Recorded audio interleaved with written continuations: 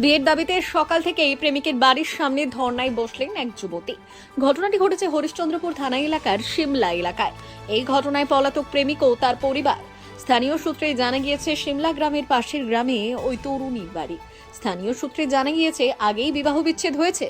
দীর্ঘদিন ধরে সে বাপের বাড়িতেই বসবাস করত। সেই সূত্রে পাশের গ্রাম সিমলাতে তার মাসির বাড়ির কাছে এক যুবকের সঙ্গে ঘনিষ্ঠ সম্পর্ক গড়ে ওঠে। আর ওই তরুণ নাকি বিয়ের প্রতিশ্রুতিও দেয় ওই তরুণীকে বলে দাবি। এমনকি একাধিকবার শারীরিক সম্পর্ক হয়। তরুণীর দাবি বর্তমানে তিনি 2 মাসের অন্তঃসত্ত্বা। অভিযোগ 2 বছর ধরে বিয়ের প্রতিশ্রুতি দিয়ে ঘনিষ্ঠ সম্পর্ক গড়ে ওঠে এই দুই যুবক যুবতীর মধ্যে। কিন্তু কয়েকদিন আগে ওই তরুণী জানতে পারে তার প্রেমিকের অন্য জায়গায় বিয়ে ঠিক হয়েছে। এরপরই আজ বৃহস্পতিবার সকাল থেকেই প্রেমিকের বাড়ির সামনে বিয়ের দাবিতে ধর্নায় বসেন ওই যুবতী। তার দাবি ওই যুবক 2 বছর ধরে বিয়ের প্রতিশ্রুতি দিয়ে তার সঙ্গে ঘনিষ্ঠ সম্পর্ক গড়ে তুলেছে, কিন্তু এখন বিয়ে করতে চাইছে না এবং অন্যত্র বিয়ে ঠিক হয়েছে তার প্রেমিকের।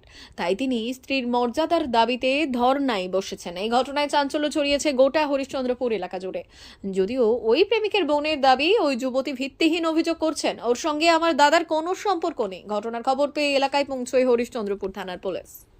ব্যুরো রিপোর্ট, উত্তরের প্রহরী।